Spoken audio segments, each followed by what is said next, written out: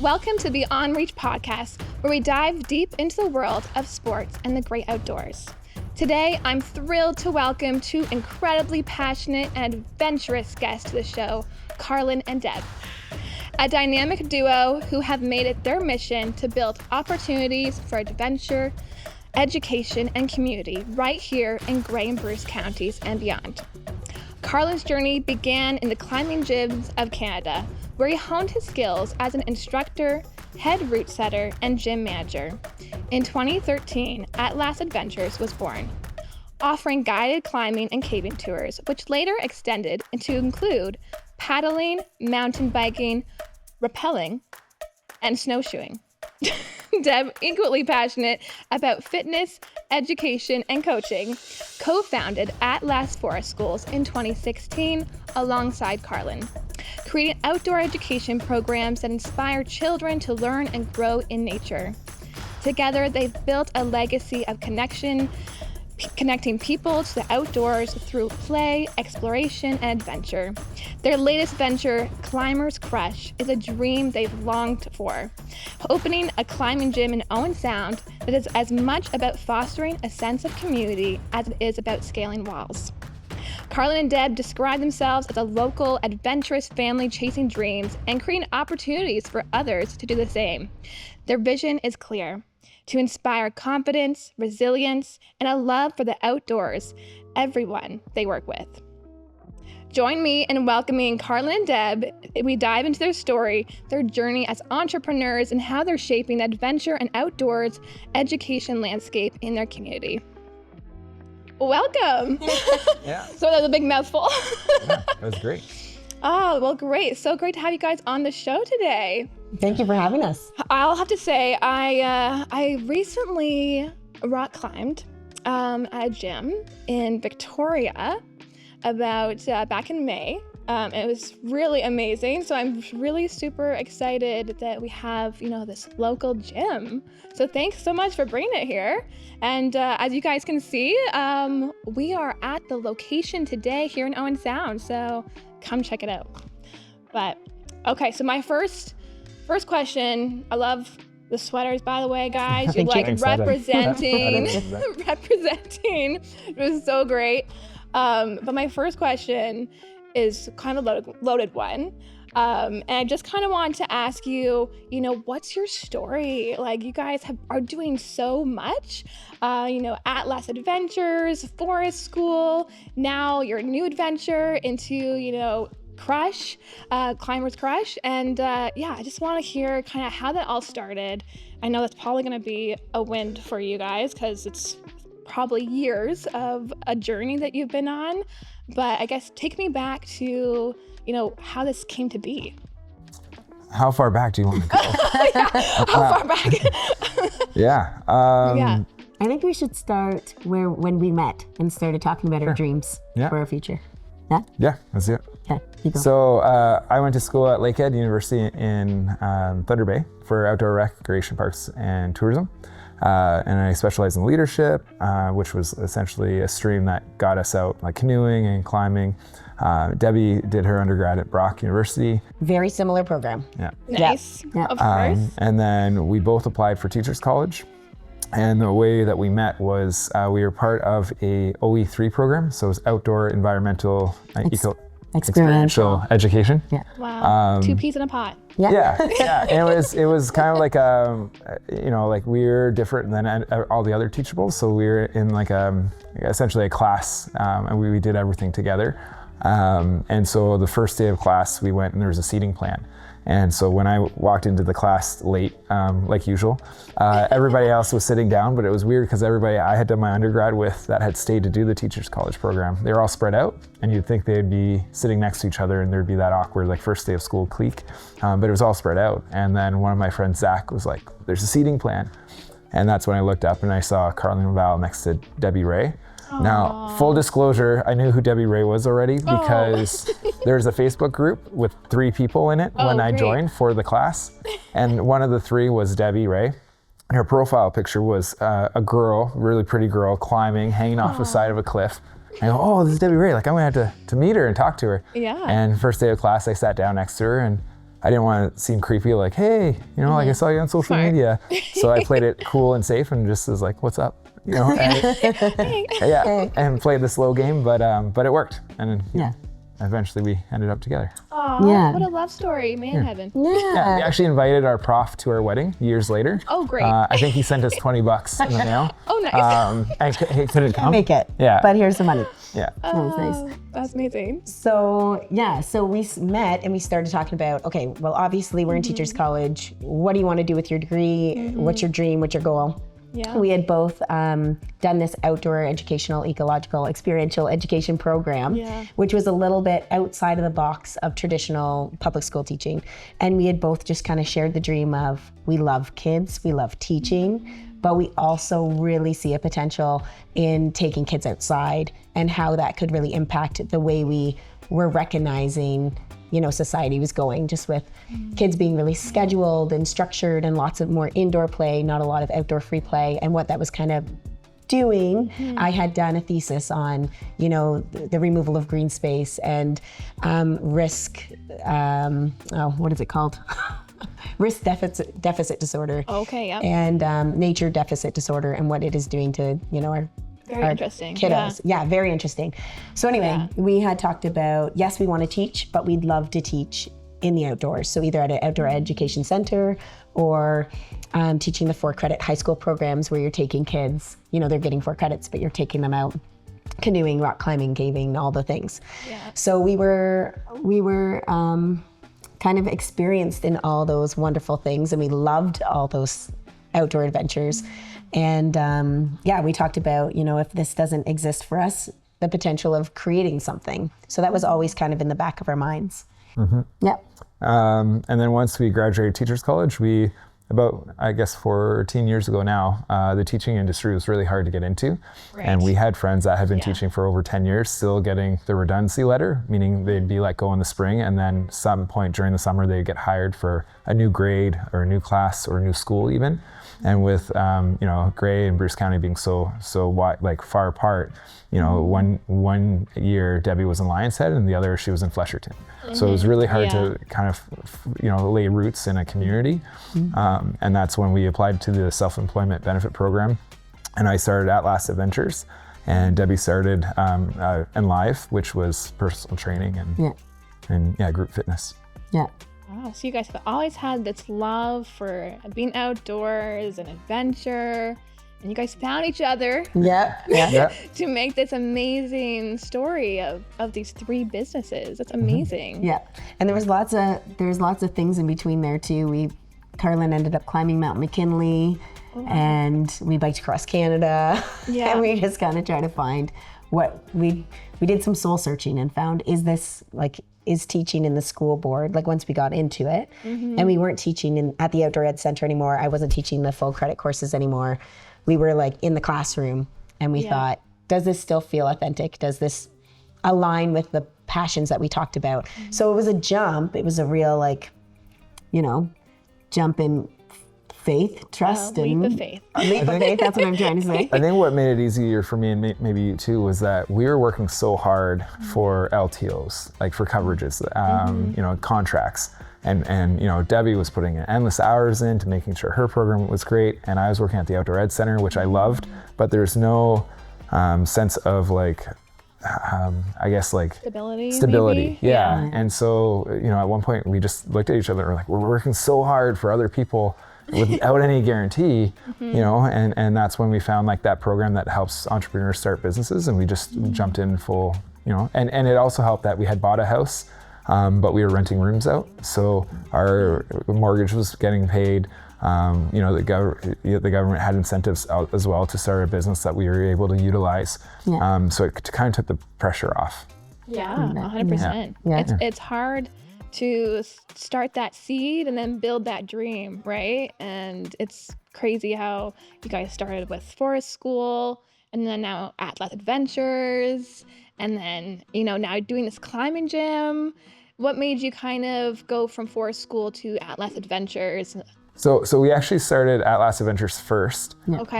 Sorry. Yeah, no, that's okay. And then we, it was started just as a guiding company. It was kind of a side hustle in a way where I was taking groups out mostly on the weekends to go rock climbing or caving. Eventually I thought, I could do a summer camp, or we could do a summer camp.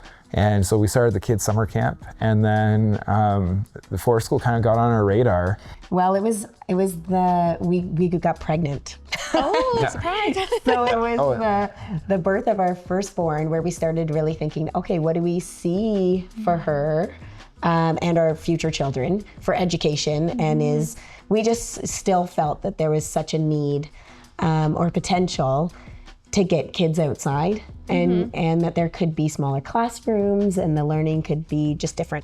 So anyway, I started researching a lot into what kind of alternative education programs are there worldwide and where in the world is there like the best education, like the best standardized testing, the best, mental health. I kind of looked into everything. Wow, and there was amazing. there was a lot of information coming from European countries. Right. So with some digging, I looked into, there's this forest school, there's lots of programs, but there was this forest school program that really was interesting to me. The philosophies of child-led, emergent, play-based education, kids being outside all day, I just thought growing up in Halliburton, I was outside a lot and I became resilient and I really learned to enjoy and love the outdoors, and it's a big part of who I am. So I liked that part about that educational program, the small ratios. So anyway, we started just talking about it and researching it, and then we took another leap of faith, and we took our 8-month-old at that time over to Europe. Oh my goodness. 8-year-old, 8-month-old. 8-month-old. Oh my goodness. Yeah, so we took her over there and we stayed with a family that we actually made a connection through Owen Sound here to a family in Germany. But we got to go to France, to the Netherlands, to Germany and to Switzerland, kind of chasing and researching these schools. And, but it was they were all amazing, but it was this one school in Germany we went to, and I just couldn't stop the tears from flowing, like happy tears.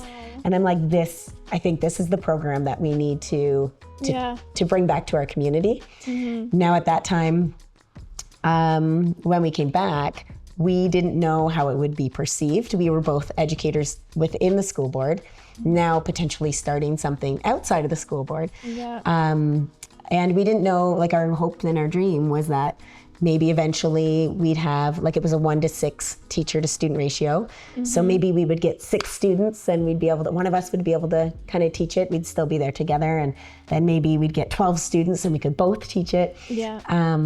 But when we came back and started kind of pitching the idea to our community and educating them on what the program was and why we thought it was so important, we opened registration, and we don't have a business degrees, so this was all a big learning curve. But Carlin learned how to create a website and open a registration, and within 24 hours. Yeah, so we had over 20 kids registered in the first 24 hours. And then, so we immediately went from having our supply teachers that we had lined up to hiring them full on. And then by the time we opened our doors in September, 2 months later, we had 54 kids registered. So and they were exploded. It exploded. They were coming from all over. So Saugeen Shores, things like that. And after our first year, we got cornered in a positive way, I guess, from some parents from Saugeen. They're like, you have to, it's too far. You have to open up a second location. And then that's what's kind of created kind of our momentum, I guess, is we kind of just keep opening schools where there's a demand for it. And just a huge passion for us hoping that we can connect more and more children to nature for a more sustainable world and ambassadors for environmental impacts and such. So we just keep kind of finding people and educating too, because as we look for sites, typically we will go to a conservation authority area or a provincial park, and there's a lot of education there too on what we're doing, what our program's about, why we think it's so important, and often it aligns very closely with these core conservation values. The core values of the conservation or the provincial park, because that's what they're looking to do as well is conserve the land and to have people enjoy nature and to get outside. So it's an awesome partnership. Amazing. Wow, what a huge excitement for you guys, getting all of those registered so fast, right? You would have been like, okay, we're doing the right thing, right? Doing it. Right place, right time, right people. Yep. Yeah, this is what we're supposed to be, we're supposed to be doing, right? So that's amazing that you had that right off the bat, and that it felt so good, right? So I mean, how many schools do you have? Forest schools do you have in? What's the number? 13. Wow. Woo, that's amazing. Yeah. Wow, 13. That's crazy, you guys, doing so much good stuff. So I mean, I think people, of course, are needing that, get their kids out, play, educate. Like you said, there's a huge need to get our kids outdoors nowadays, which, in the past, I grew up on a farm. My grandparents, they're all playing outside. They're helping on the farm. It was the opposite, right? So it's amazing that you guys are turning that clock back, that we can teach our kids about nature and nurture and how we can really sustain this world as well as we go forward, right? So how do you find that plays into, global warming, all of this wonderful stuff with climate change? How do you see that playing a larger role in shaping, future generations and our values in our kids? Well, we've been really lucky to see this already because our forest schools have been running since 2016. So we've had some older students graduate from the forest school program and go off to do some pretty wonderful things. So do you want to talk about? Yeah. So, we've had students, essentially our goal for our program is to create future ambassadors for conservation and for nature, and give them the opportunity to fall in love with it like we did. And so we have, one student off the top of my head is right now going for wildlife biology. And she had, raised money for the Jane Goodwill organization. She had biked from Tobermory, I think. Yeah, I think Kincardine to Tobermory to raise money and just doing amazing things. Just a number. And then also I think Deb will talk more about this too, but we've had so many students come through our program that were exhibiting so many challenges in the traditional school, and just coming one day a week to our program, breaking up their regular school week also gave them a lot of confidence, but also it gave them the ability to go back to school and not necessarily have the same challenges. Right. Going back to the question of I know I can see you getting the environmental impact. Again, it's just a lot of education and being immersed in it, where children have the opportunity to think about things a little differently and to connect with things and to then feel that appreciation or that love for nature. Then it just becomes, second nature to want to protect it. When you learn about a creature or a plant or something and how important it is and how we're all connected and what its job is and what its purpose is, then if you see someone about to destroy it, you have stronger feelings about that than you maybe did when you didn't have any connection to it at all.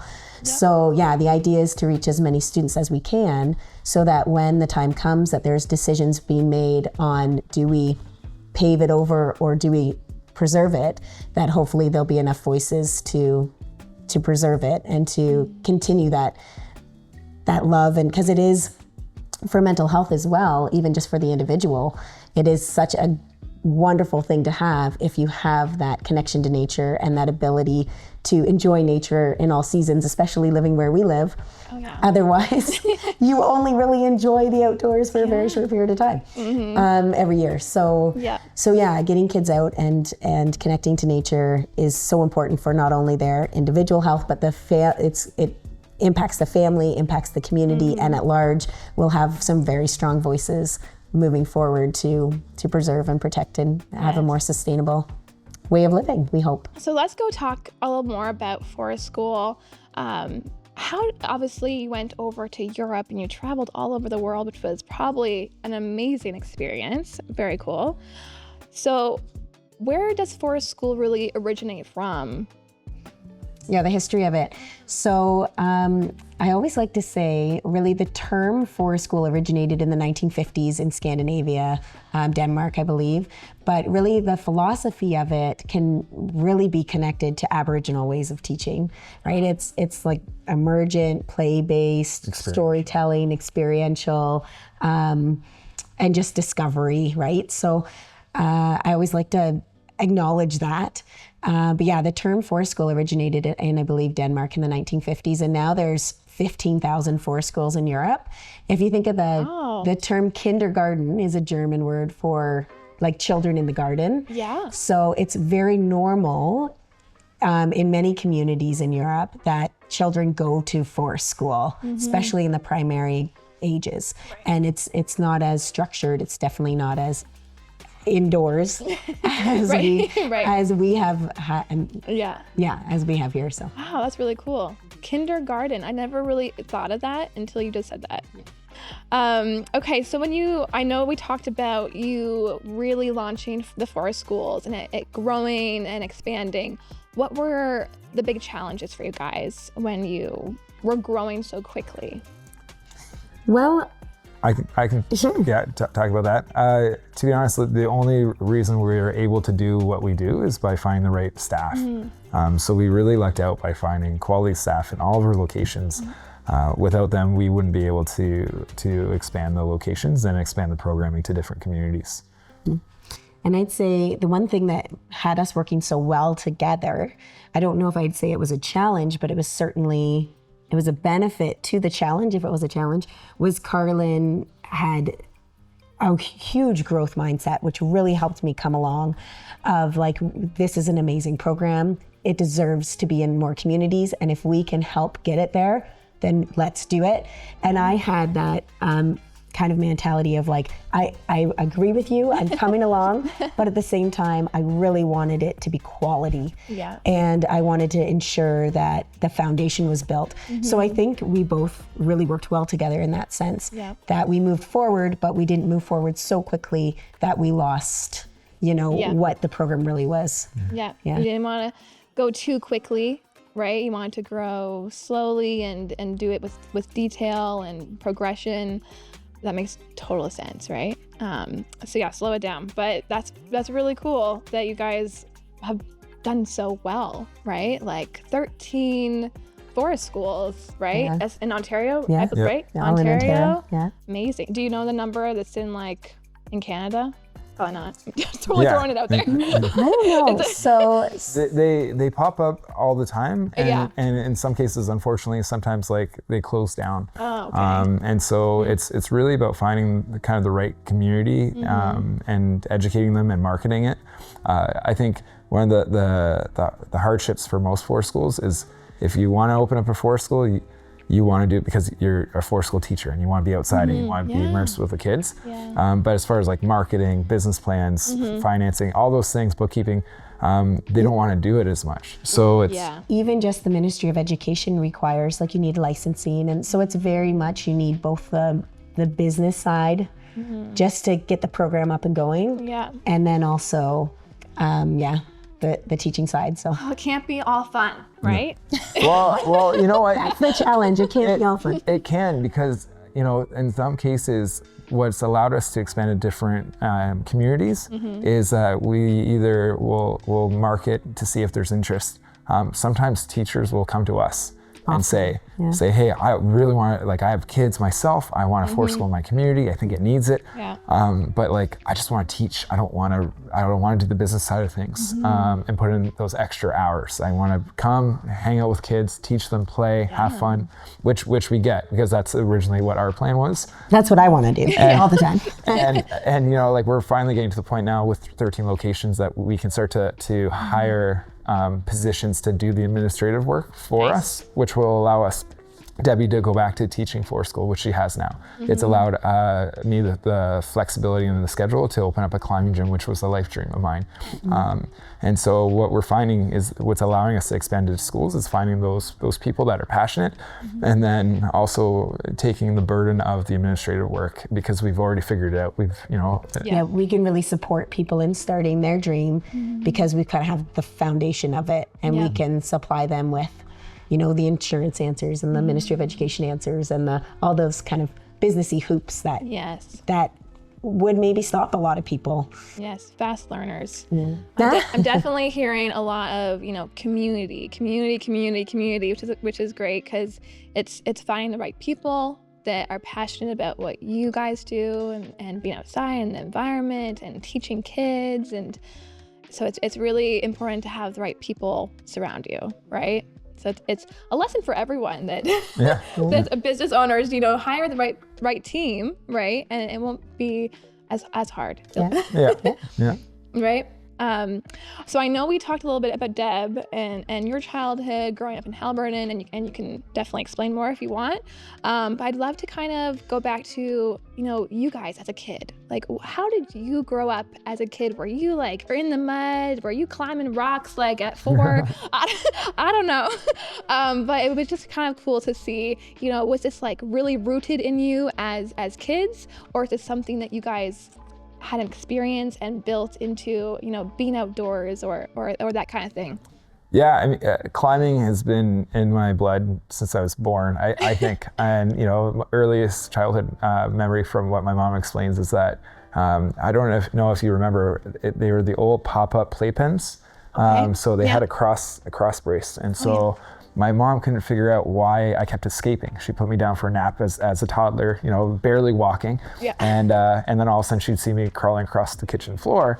So her and my older brother, spied on me, and they could see that what I would do is I'd crawl up onto the wall and I'd push my little, feet in my onesie through the mesh onto that cross brace. Oh, wow. And I'd just walk my feet up, and then eventually I'd get to the point where I could throw my torso over the top and flip. Wow. Hit the floor, and then I'd be off to the races. That must have scared your mom.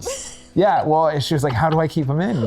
Do we put a sheet over it or a board or whatnot? Yeah. And it's kind of never stopped, that sense of adventure.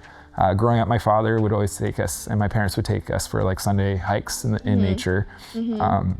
And then I remember actually as a 14-year-old, we were at our family friend's house, and their older son, who I always looked up to, had come back, and he's like, oh, we just got back from the climbing gym. We're going, I think, take a minute or go lie down or something. I was like, wait, what, a climbing gym? He's like, yeah. I was like, there's a place where you're allowed to climb. Up until that point, I was climbing in the hallways and getting in trouble for leaving foot marks on the walls and the ceiling. And fast track to now, I always tease my mom as like, that was professional development. As a child, that's why we had foot marks on the walls and ceilings. And Wow, thank your mom for letting you do that. Yeah, right? Yeah. And you always had a big passion for the outdoors too. When I met you, you loved dog sledding and ice climbing and anything fun and adventurous. Yeah, that's great. Scary. So how you've climbed a few mountains? Yeah. So I had spent some time in Peru through university, climbing more alpine routes. Those routes are, you kind of climb from the base to the top and back down, but it would usually take 3 days. So you climb, to where the glacier started to a moraine camp, and then you'd wake up at 1 a.m. and then climb and hit the summit, hopefully for around sunrise, which was really beautiful. Yeah. And then you'd make your way down before noon-ish, because then it gets hotter and the glaciers start to open up and it becomes more dangerous. Oh, wow. And then in 2012, I had an opportunity to climb Denali, Mount McKinley. And that was expedition style, so it took 3 weeks. And it was, expedition style means you climb from one camp to the next, but in doing so, to help combat altitude sickness, you climb halfway and then bury a bunch of food and extra gear just in the snow. And then you come back down to that camp and sleep. Right. The next day you'd tear down camp, climb past where you buried that extra stuff, that extra cache, to the second camp. And then your rest day was actually down climbing to that cache and then hauling it back up. So, Goodness. That's you a lot ultimately, up and down. yeah, you end up climbing the mountain 2-3 times really, but it also helps you with altitude and acclimatize. So, and so that took about just over 3 weeks to do. And are you ever worried about him, Deb, out there in the climbing? Well, I do remember telling him, this was all before kids. I said, Yeah. I feel comfortable saying, hey, if this is what you love to do and you choose to do, then I will support you. Yeah. But I can't make that decision for your children. So get it all out of your system. Right. All the most dangerous ones out of your system. And then, That's right. Yeah. Climb the tallest one you want to climb. Yeah. Because that's true. Yeah. The altitude. Yeah. People don't get climbing Mount Everest, for example. Like people, it's very dangerous. Like, right? Yeah. So that's wild stuff. I haven't climbed enough to do anything outside yet. I've only climbed a wall. There you go. Yeah. We'll get you climbing after this. Perfect. Perfect. Awesome. We got this. I'll just change my pants or something.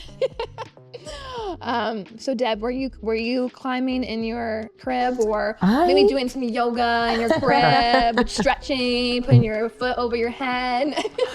I think for me was more so just where I grew up and the interests that my dad, I would say, had in the outdoors and and for wildlife.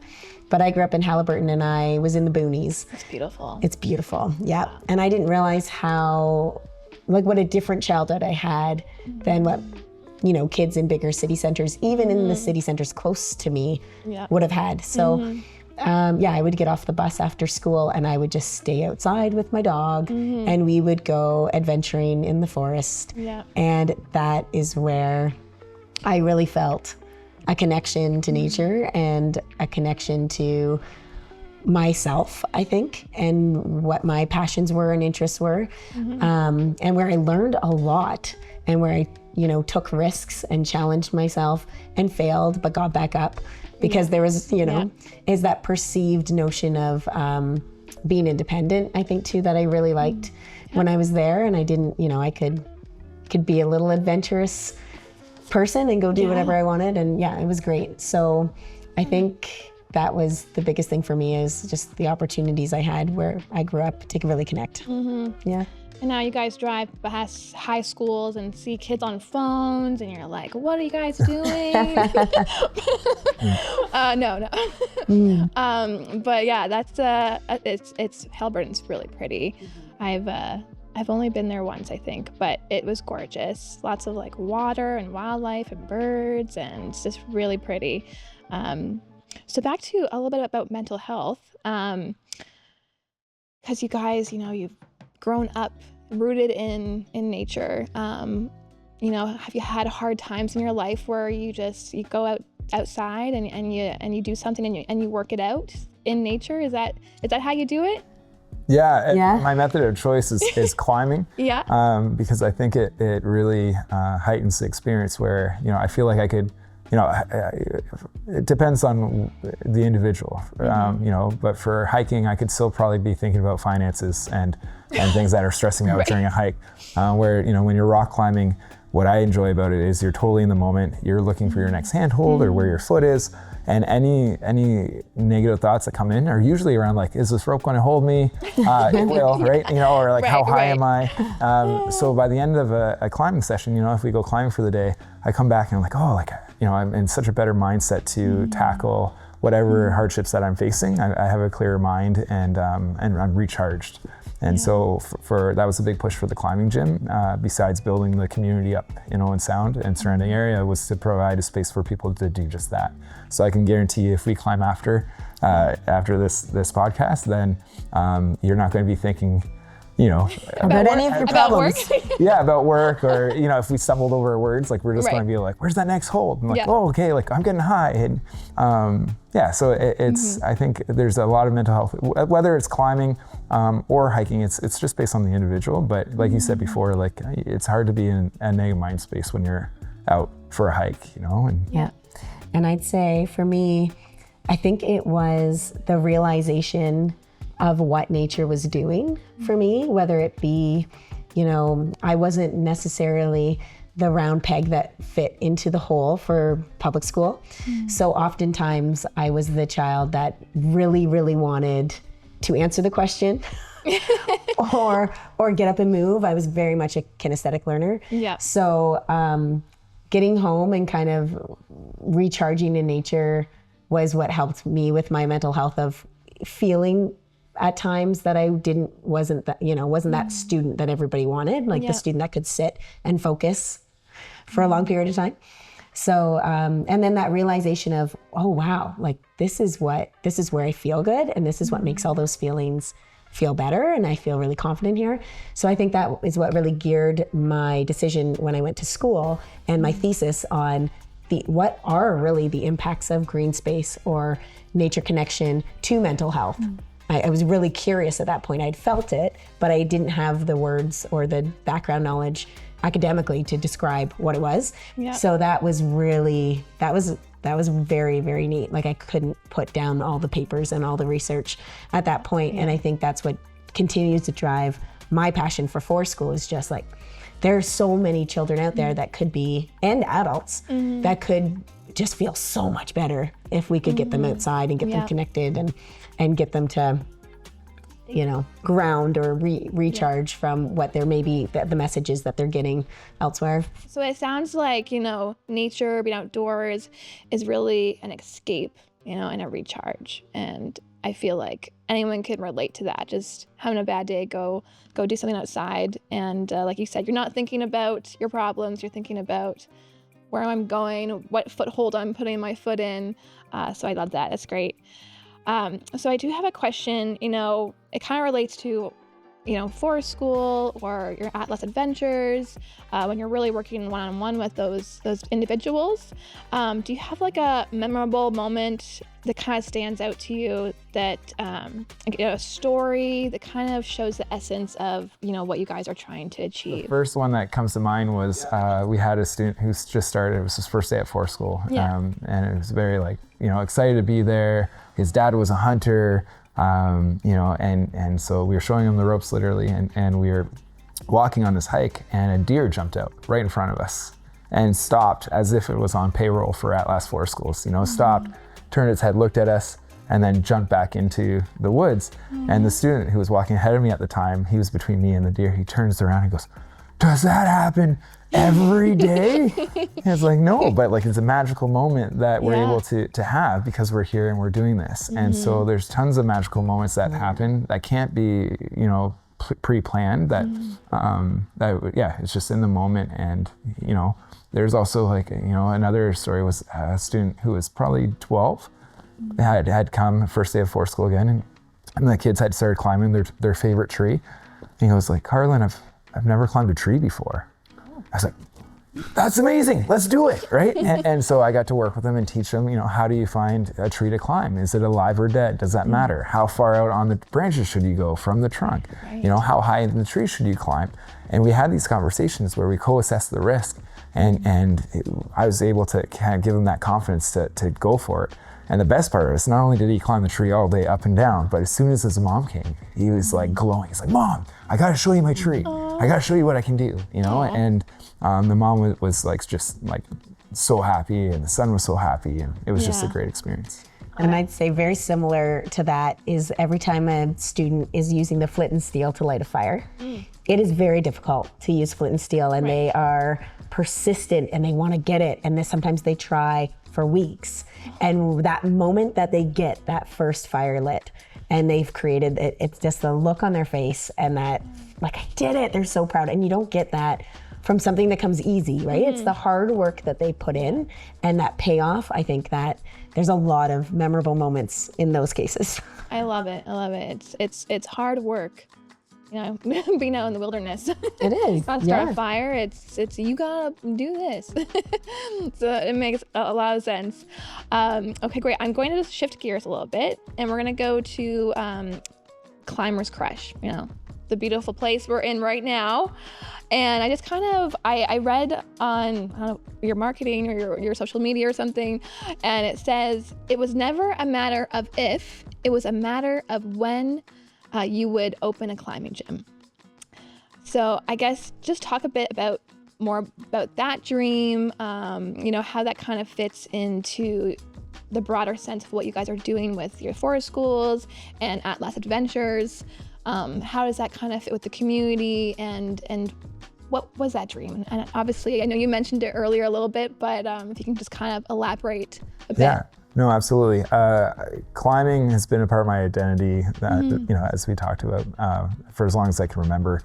When I did find climbing gyms and I started going, I was welcomed into this community where I felt at home, I felt comfortable, and I also created some lifelong friends that, you know, we've been friends for decades now, and climbing partners. It was something I had never experienced before, and you build such trust with a climbing partner as well. And not only that, but with that climbing partner or with other climbing partners, you can go around the world. There's places to climb. So all of our traveling that we do is like, where do you want to go? Is there climbing there? That's the following question. And so for me, it was about feeling safe and feeling the sense of community where we can encourage each other. And, you know, what I really like about it too is the inclusivity. So for me, for climbing for over 25 years, and if somebody like you, and it's your second time climbing, as you can see, like we have different routes that you can do, but the hard routes are intertwined with the easier routes and the more welcoming routes. So it's not like you could come to the climbing gym and be like, okay, it's your first time, you gotta go over there.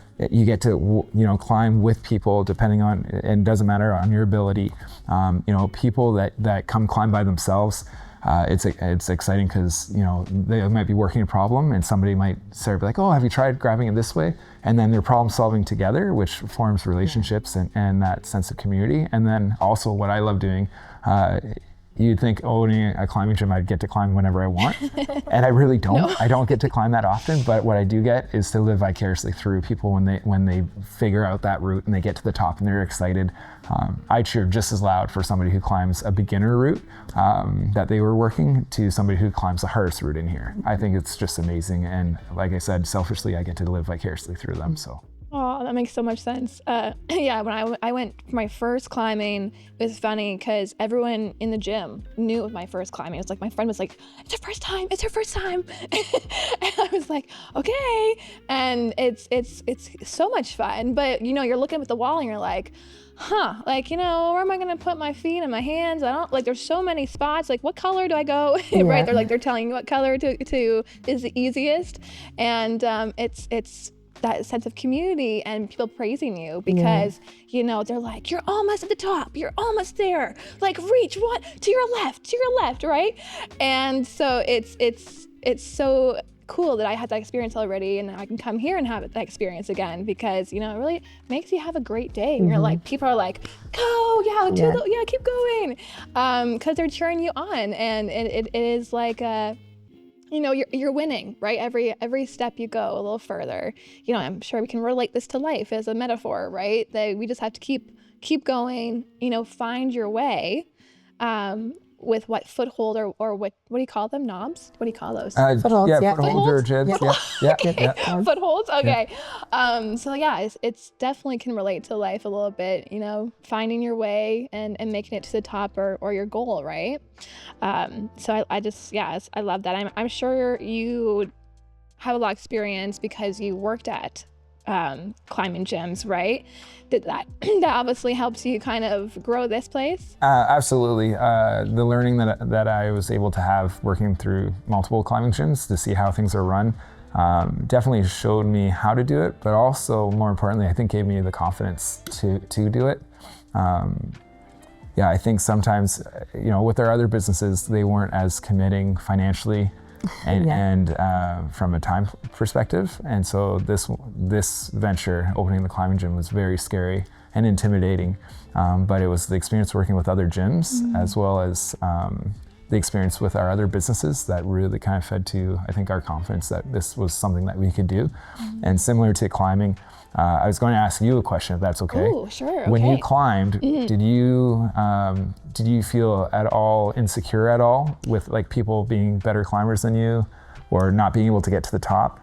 I guess it got really hard at one time, and I'm like, I just don't see a way, you know. And my friend's just like, let go. Like, just let go from the wall. And I wanted to give up. I was like, oh, I'm so tired. Like, it's exhausting, right? I'm like, I've been working on this. I can't get my way. And she's like, just push off from the wall and take a look at the wall. So that's what I did. And then I found out my problem, right? Yeah. So, it definitely, I can see doing it so many times and figuring out problems, it helps you grow character, right?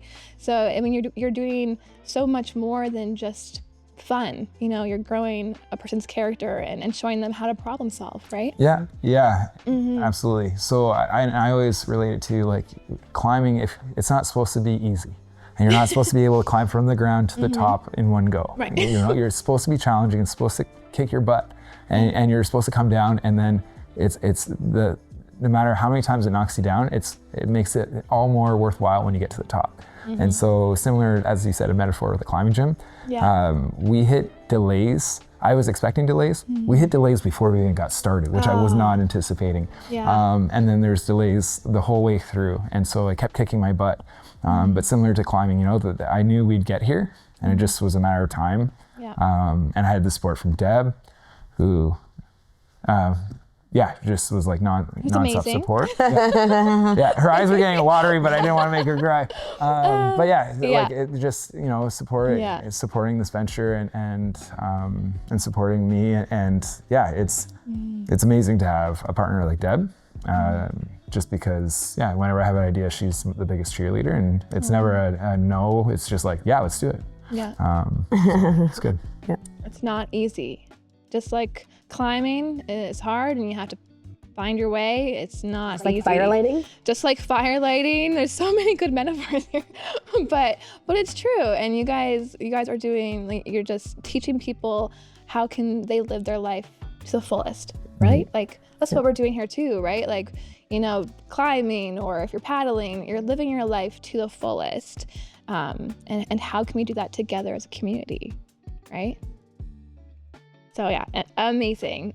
Lots of grit for you guys, lots of grit and perseverance. So I'm so excited that you guys are here. I'm so excited to invite all my friends and really learn. It's actually a lot in the leg. I thought it was going to be like hard for my arms, but it's like a lot, like you're using your legs, right? Yeah. So very excited to come and explore some more. This is just a quick question, but like if someone, out there is thinking about climbing, they're really nervous, what would you say to them right now?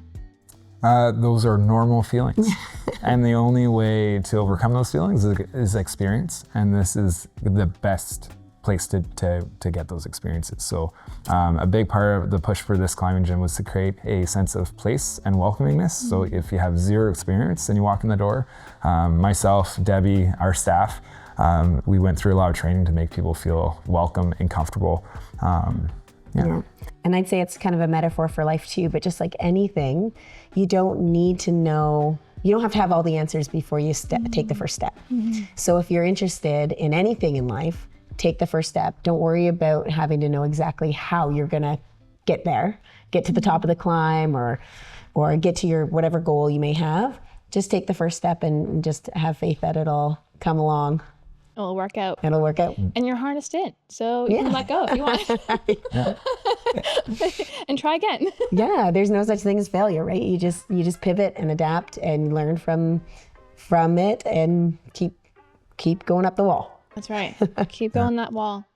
So how did you've done, Forest School, Atlas Adventures, how did those two kind of play into building, what lessons did you really take from those two to, start, Climbers Crush? That's a good question.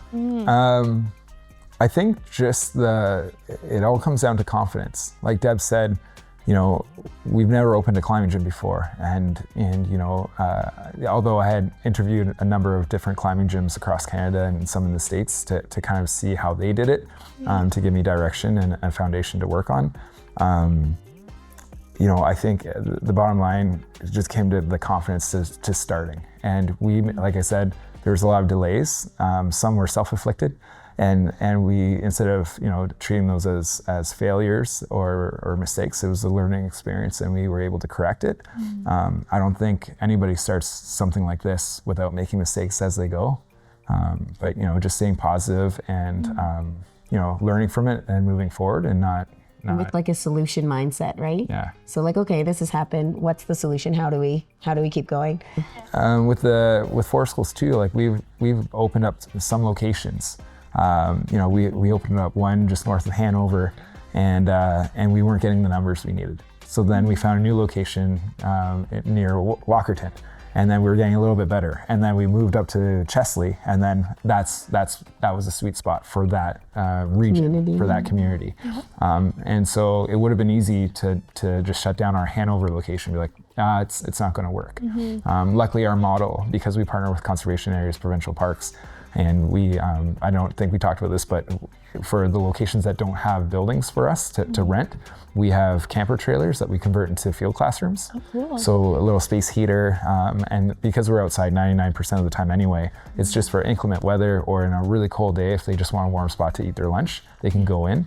And so those trailers are mobile. And what a great business model in the sense that like we can really find that perfect niche within that region, within that community, to find the right spot. And so it's a problem solving and not getting overwhelmed with the things that aren't working. It's just like Deb said, solution-based thinking. That's right. Find that foothold. Yeah. I'm kind of backtracking, but I just was curious. How many kids roughly are going to Forest School currently? Do you have a number-ish? Well, if you looked at the whole year and all of our programs, we'd probably be around 800. Wow, so we run summer amazing. camp programs as well, like Monday to Friday, and then throughout the school year, we operate 1 to 2 days a week at different locations. One location in Orangeville, we actually run 4 days a week. Yeah. So it varies. Some locations we have 4 groups a day, and some we have 2 groups a day. But yeah, we did the math this morning on a napkin at breakfast, trying to figure out what the number is, and so it's Probably around 100. yeah. Just above maybe. Oh, wow. Amazing. So many lives. That's great. Okay, so a few more questions, and then we're going to have to say goodbye. I could talk to you guys for forever, I'm sure. With Beyond Reach Productions, we focus in sports and outdoor brands. And I'm just curious, what you guys are doing with your video marketing right now. That's a great question. Yeah. I think as an entrepreneur over the years, we became jack of all trades, a master of none. Yeah. And so now that we're hiring more administrative positions, instead of just teachers, like, people that are bookkeeper now, and things like that. We do have some staff that capture those videos and send it to us that we use for social media marketing and or just organic posting, things like that. But it would be an awesome thing to have. A dedicated company like yours to help us with, creating that material. I don't want to say marketing, but just painting the picture of what we do and how we do it and the benefits involved. A lot of our marketing is actually just word of mouth. And yeah. Well, you guys are killing it. Okay, so this one last 2 more questions, I think. Okay. What breaks your heart the most about your industry right now? That's kind of a loaded question. I was thinking about that. So before moving up here, I worked for a company that would build temporary rock climbing walls in high schools. Every week we'd go to a next high school and build rock walls and ropes and different activities. And I started to ask the students as we would go through different high schools each week, do you go outside? And what do you do outside? And, I remember specifically being in one school where nobody could say that they either knew how to, some knew how to swim, most didn't, and no one had ever swam outside before, like in a pond or a lake. It was just a community rec pool, if that. And I think that kind of broke my heart a little bit because of course. And I'd say for me, I often will ask the question, if I'm talking to an audience of adults, I'll say, close your eyes for a minute, picture a place that you would love to visit as a child, where you have really good memories, really good feelings and stuff. And then I'll say, raise your hand if you were outside. And talking to a group of adults, most hands go up. And I say, keep your hand raised if you were unsupervised or perceived to be unsupervised, and most hands stay up. And when I'm talking to a group of students these days, it's not their favorite place, and I think it's just because they haven't had that exposure, or perhaps, screens and stuff are more interesting to them at this time, because maybe that's what they see their role models in their lives doing more of. I'm not sure, but for the kids that we get outside, that we're changing the answer to that question, which is awesome. So I guess that's a bit heartbreaking that just that there's so many kids that I can't imagine who I would be if I didn't have those experiences that I had as a child and didn't have that connection. So it's hard to think of those kids without having that. It's becoming like a pandemic. Can you use that word? Where there's just not enough, I don't know, like there's not enough of you around, right? Like we need more of you guys. We need more kids outside playing. We're too glued to the screens, and we just need to embrace life a little more in the outdoors, right? So, okay, this one is about the future, okay? So in the future, in the 5 years from now, I'm gonna say 5 years from now, what do you envision, your 3 businesses that you have here? Where are you? For the climbing gym, there's a number of programs which I feel like I want to get off the ground right away, but there's just not enough minutes in the day. Definitely, continuing our youth programs that we're running. So we run after school programs, as well as like Saturday morning we have a drop-in for kids to come in. PD days. And PD day programs, things like that. But I'd love to do more with like adaptive climbing for people with varying abilities to get them here. And so we've already started implementing some activities. Like we have a truss haul where we can clip people in and 5 people clip into the other side and they hoist them up into the air. So just to make, and create more activities like that for the climbing gym. And then we've got the yoga studio upstairs, so seeing it get lots of use would be fantastic. And a big passion, I think, of both of ours is mental health. So getting groups out, like I often think of like our first responders, like having them come out and just have fun, do some team building stuff, recharge there. But any real group, right? Getting more community groups out and experiencing the climbing gym and the team building. Knowing that we're here, for sure. School groups. And then I'd say for Atlas Adventures, although it's Carlin that runs this program more than I do, my dream for that in 5 years would be to have really specialized guides and have it be a place, and maybe this could even be the atmosphere where they come and book tours, people come and book tours. The hub. But really have it be a specialized offering that involves more tourism, and that would benefit the other local businesses here, package deals too. So working with like local restaurants to create like a climbing and date night package, things like that, or weekend packages, and that would be fun. Well, I'm very excited to see where you guys are going. Only up, right? You're only climbing up, right? That's it. Not back down. No. Yeah. Only on the mountains, right? Yeah. Okay, well, that is really all my questions. I just want to put it out there to you guys. Is there anything we missed that you want to say? Well, the one quick thing too is for Atlas Forest Schools, where we hope to see it in the next few years, is because we partner with conservation authorities and city parks and things like that. There's some limitations. So for example, like if we're building snow forts and Quincy's in the wintertime in the park, in the city park, then at the end of the day, after the kids work so hard on this thing, we have to tear it down for like liability reasons and things like that. And same thing with like building forts. So our dream is in the next 4 to 5 years to have property to own the property that we run our forest school program, and use that as a hub, not just for our own local forest school location, but also to use it as a site to train our staff for other locations, to invite them to come see all the things that we can do. And maybe even it open up. There's lots of groups, school groups and teachers like implementing for school within their classroom. So to have it be a spot that they could come utilize with just all of the equipment and gear and layout and everything that would be ideal for a for school site. Ooh, I love it. Oh my goodness. Can I come to Forest School? Yeah. We have that is probably also in our future plans, because we have so many parents and adults, young adults ask, like, I wish they had this when I was in school, and can I come? So we've actually talked a lot about that, having even whether it be a weekend retreat or something, but this property could also serve as businesses could go, hey, coworkers, let's go to Forest School, right? Yeah, I love it. It is so fun. Well, I don't know what time we are at, but it feels like it went by fast. Yes. Yeah. The last thing is you can shout out, where people can find you for all these amazing adventures, right? Yeah, so we are on Facebook and Instagram, our websites, so climbercrush.com or atlasadventures.com. Or atlasforschools.com.